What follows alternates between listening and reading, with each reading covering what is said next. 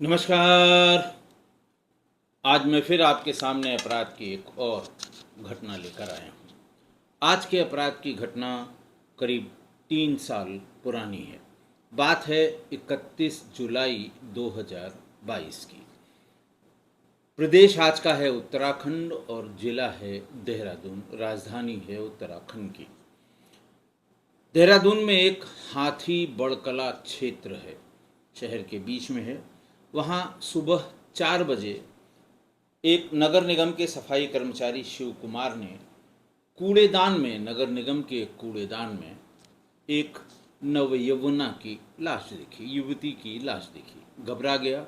उसने भागकर पुलिस चौकी हाथी बड़कला में ये सूचना दी कि एक औरत की लाश फलां कूड़ेदान में, जो वो जो सार्वजनिक शौचालय होते हैं उसके बगल में बना हुआ है, वहीं पर पड़ी हुई है।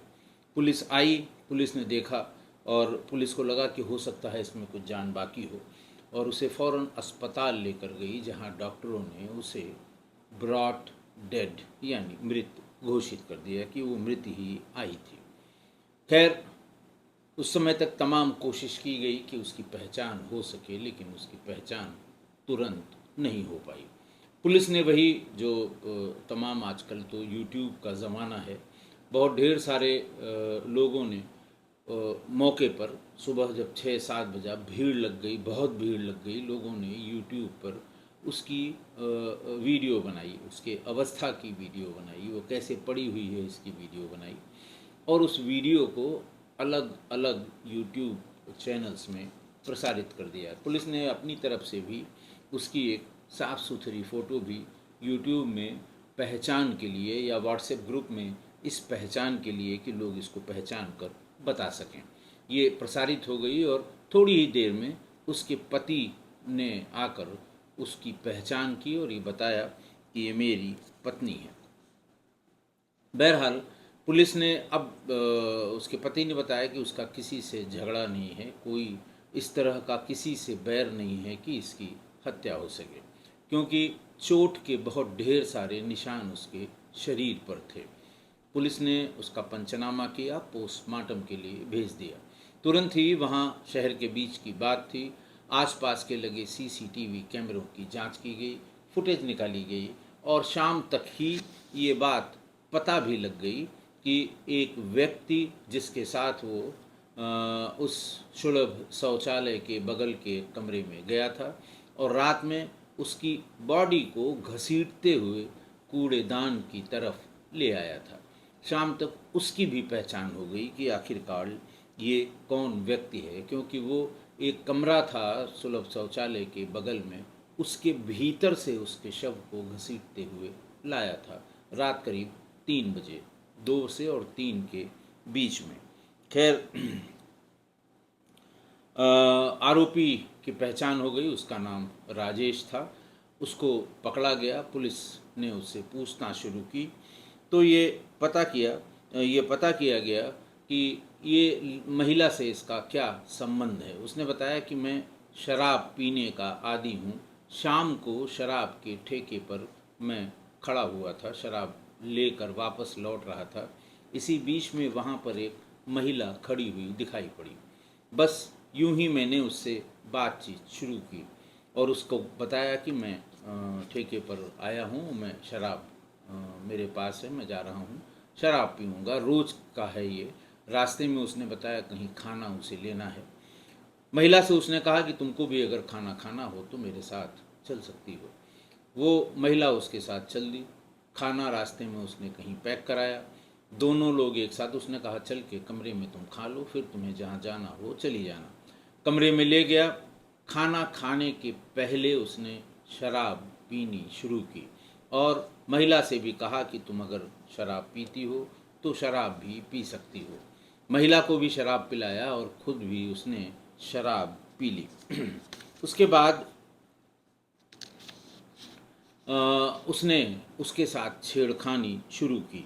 महिला ने इसका विरोध किया और वहाँ से जाने की ज़िद करने लगी, लेकिन वो राजेश नहीं माना। काफ़ी उसे नशा भी हो गया था। उसने दरवाजे को बंद कर दिया और फिर छेड़छाड़ करनी शुरू कर दी। इस पर उसने उसके होठ पे जोर से काट लिया महिला ने, जिससे उसके कपड़ों में उसके होठ से तमाम खून रिसने लगा। गुस्से में आकर उसने उसके सिर को दीवार पर दे मारा। दीवार पर चोट खाते ही, सिर में चोट लगते ही महिला बेहोश होकर गिर गई। उसने राजेश ने उसके कपड़े उतारे और उसके साथ दुराचार किया, कई कई बार दुराचार किया। दुराचार करने के बाद उस नशे में ही उसने खाना खाया और उसी के पास सो गया। सुबह उठकर उसने करीब 4 बजे या 5 बजे के आसपास, 4 बजे के ही आसपास उसने देखा, हिलाया डुलाया तो उसे लगा कि ये मर गई। घबराकर उसने तुरंत उसके कपड़े पहनाने की कोशिश की और इसी पहनाने की कोशिश में वो चूँकि उसका जो समीज़ थी या जो ऊपर पहने जाने वाला कपड़ा था, कुर्ता था, वो उसको नहीं पहना पाया तो उसे अपनी शर्ट पहना दी। अपनी शर्ट पहनाई, उसके बटन बंद किए और उसी की शलवार को वो सीधा, घबराहट में शायद सीधा नहीं किया और उल्टी शलवार उसको पहना दी। उसके बाद हाथों से घसीटते हुए वो उसे पास के कूड़े खाने के पास फेंक आया। उसके दिमाग में ये था कि शायद सड़क के किनारे बने इस कूड़े खाने के पास जब ये लाश मिलेगी तो पुलिस ये समझेगी कि किसी वाहन ने टक्कर मार दी है और इसलिए इसकी मौत हो गई। छिटक कर वो कूड़े खाने के पास आकर गिरी है, लेकिन ऐसा हुआ नहीं। ये बात मैंने आपको बताई 31 जुलाई की थी। शाम को ये सब घटना हो गई। सुबह 4 बजे नगर निगम के सफाई कर्मचारी शिव कुमार ने कूड़ेदान के पास शव देखा। वो दौड़कर हाथी बड़कला चौकी गया। उसने पुलिस को सूचना दी। पुलिस जब आई, जब इसकी पहचान नहीं हो पा रही थी, लेकिन उल्टी शलवार पहने हुए, शर्ट पहने हुए उस महिला को देखकर पुलिस भी थोड़ा अचकचा गई कि ये क्या मामला है। और तभी उसके दिमाग में आ गया था कि शायद इस लड़की के साथ, इस महिला के साथ दुराचार हुआ है। और फिर उसके जब पोस्टमार्टम रिपोर्ट आई तो उसकी पुष्टि हो गई थी। खैर, उसके शरीर के तमाम हिस्सों में कम से कम 12 जगह पर तेज दांत काटने के निशान बने हुए थे, जिससे घाव हो गया था। और मौत की मुख्य वजह सिर पर लगी गंभीर चोट, ऐसा पोस्टमार्टम में बताया गया था। कि जब शाम को उसकी पहचान हो गई तो कैनाल रोड से ही आरोपी राजेश को गिरफ्तार कर लिया गया। उसके बाद ये पता लगा कि ये हत्या डालनवाला क्षेत्र में हुई थी। इसके बाद केस डालनवाला कोतवाली ट्रांसफ़र हुआ और एसएसआई प्रदीप नेगी ने आगे की जांच शुरू की। पुलिस ने मृतका के परिजनों की उस समय काफ़ी तलाश की थी जब शाम को मुकदमा कायम करने की बात हुई, लेकिन जब कोई नहीं मिला तो धारा चौकी के इंचार्ज आशीष रावत ने इस मुकदमे की अपनी तरफ से शिकायत, अपनी तरफ से एफआईआर कराई, हत्या की और खुद वादी बनकर साक्ष्य जुटाने में लग गए। मृतका के पति ने, तभी मैंने बताया कि सोशल मीडिया पर वायरल हुए वीडियो को देखकर पत्नी को पहचान लिया। पति के अनुसार उसकी शादी 13-14 साल पहले हुई थी और उनका 13 साल का एक बेटा भी है। महिला पहले एक कॉलेज में सफाई कर्मी थी, लेकिन हाथ टूटने के कारण उसने काम छोड़ दिया था। घटना से 2 दिन पहले वो मायके जाने के लिए निकली थी और ये भी कहा था कि मैं अब नए सिरे से कोई काम तलाशूंगी। अब मेरा हाथ थोड़ा थोड़ा काम करना शुरू किया है। जांच में मिले अहम वैज्ञानिक सबूत जैसे डीएनए टेस्ट, अभियोजन पक्ष की ओर से पुलिस ने अदालत के सामने ये सभी वैज्ञानिक तथ्य और वैज्ञानिक सबूत प्रस्तुत किए। संघर्ष के दौरान महिला ने हमलावर का, यानी राजेश का, डट कर मुकाबला किया था, जिससे आरोपी के बाल महिला के हाथों में रह गए थे। फॉरेंसिक लैब में जब इन बालों का डीएनए टेस्ट कराया गया तो वो गिरफ्तार आरोपी राजेश के डीएनए से हूबहू मैच हो गए। इस वैज्ञानिक सबूत के साथ घटनास्थल पर आरोपी की मौजूदगी और अपराध को पूरी तरह से साबित करने में बहुत मदद मिली। खैर 3 साल तक फास्ट ट्रैक कोर्ट में महिला की इस हत्या का जो ट्रायल हुआ वो फास्ट ट्रैक कोर्ट में हुआ।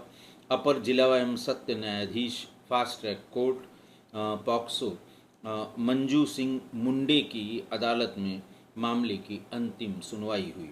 जिला शासकीय अधिवक्ता किशोर कुमार ने अभियोजन की ओर से 31 दस्तावेजी साक्ष्य और 9 गवाह पेश किए। अदालत ने आरोपी राजेश को हत्या और दुष्कर्म का दोषी पाते हुए सजा सुनाई।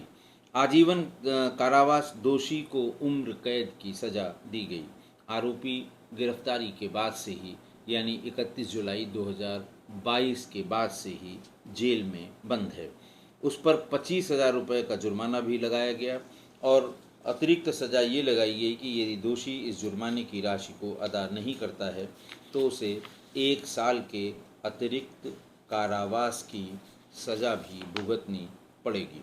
देखिए, ऐसे नर पिशाचों, यौन राक्षसों, चर्म चांडालों, असुरों और यौन दैत्यों के बारे में आप लगभग रोज ही सुनते हैं। हर दिन अखबारों और न्यूज़ चैनल्स पर देश के किसी न किसी कोने से कोई न कोई ऐसी घटना आती है, जैसे कि मसलन या मिसाल के तौर पे 6 साल की बच्ची की दुराचार के बाद हत्या, 12 साल की बच्ची की स्कूल से लौटते समय अपहरण, बलात्कार और उसके बाद हत्या, बुजुर्ग महिला की दुष्कर्म के बाद हत्या। ऐसे विकृत मानसिकता के लोग हमेशा अपने शिकार की तलाश में गाड़ा लगाकर, जैसे आदमी बैठकर निशाना लगाकर बैठा रहता है और अपने शिकार की तलाश में हमेशा बना रहता है। जरा सी भी चूक होती है और हादसा हो जाता है। कानून में लगातार संशोधन हुए, सज़ा के नए नए प्राविधान हुए, सज़ा के प्रावधानों को कड़ा से और कड़ा कर दिया गया, पर ऐसे लोगों पर कोई असर नहीं पड़ रहा। घटनाएं रुकने का नाम नहीं ले रही हैं। आपको ध्यान होगा निर्भया हत्याकांड का दिल्ली में 16 दिसंबर 2012 की वो काली रात, जब एक अकेली लड़की पर बस पे सवार ऐसे ही 5 राक्षस टूट पड़े। उसने भी विरोध किया और जितना दम था उतना विरोध किया, लेकिन फिर 4 ऐसे दैत्यों को, ऐसे दानवों का मुकाबला वो न कर सकी। उनके साथ दुराचार हुआ और फिर हत्या हो गई। इस हत्या ने पूरे देश की आत्मा को झकझोर दिया था। बड़ा भारी भारी विरोध हुआ था। उसके बाद मार्च 2020 में चारों को फांसी भी हो गई। एक उसमें अल्पवयस्क था, उसकी 3 साल 4 साल बाद रिहाई हो गई। इस घटना के बाद आपराधिक कानून में बड़े बड़े बदलाव किए गए। बलात्कार की परिभाषा में भी बड़े बदलाव किए गए। उनकी कई श्रेणियां बनाई गईं, यानी अलग अलग यौनाचार के अपराधों के सजा का पुनर्निर्धारण किया गया। कठोर कार्रवाई भी हुई, फांसी की सज़ा भी सुनाई जाने लगी। पर शायद ये विधान मानवों के लिए है। इन दैत्यों का क्या किया जाए, इन राक्षसों का क्या किया जाए, इन पर कौन सा कानून लागू होगा? क्योंकि जो कानून बनाए गए, जो और कड़े किए गए, निर्भया के बाद जो बहुत उसका परिभाषा बदली गई, तमाम चीज़ें हुई, लेकिन ऐसे दानवों को किस कानून में बांधा जाए या किस कानून का इन्हें पालन कराया जाए? समाज को आगे आना होगा, लोगों को समझाना होगा कि अपने घर के बच्चों को भी उनका भला बुरा किस में है इसको वो बताएं और इन्हें कानून के बारे में भी बताएं। उन्हें भी इस तरह के अपराध में कानून से डरना चाहिए। कानून के प्राविधानों के बारे में बताएं।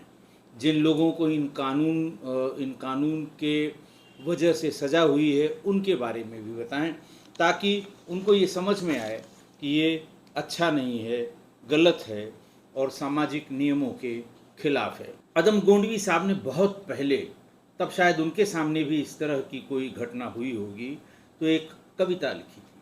उस समय जब वो बहुत प्रतिष्ठित नहीं हुए थे, बहुत पुरानी कविता है ये, आप भी देखिएगा कभी, कि वो लिखते हैं कि भूख के एहसास को कफन पहनाएगी क्या, भूख के एहसास को कफन पहनाएगी क्या, नन्ही सी बच्ची दरिंदों से बच पाएगी क्या, यह वैसी दरिंदे जो घूमते हैं सरेआम, इंसानियत उनके आगे सर झुकाएगी क्या।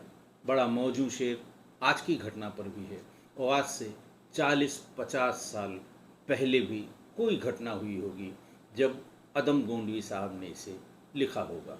आशा है आप मेरी इन सब बातों से सहमत होंगे। आज के लिए इतना ही। बहुत बहुत धन्यवाद।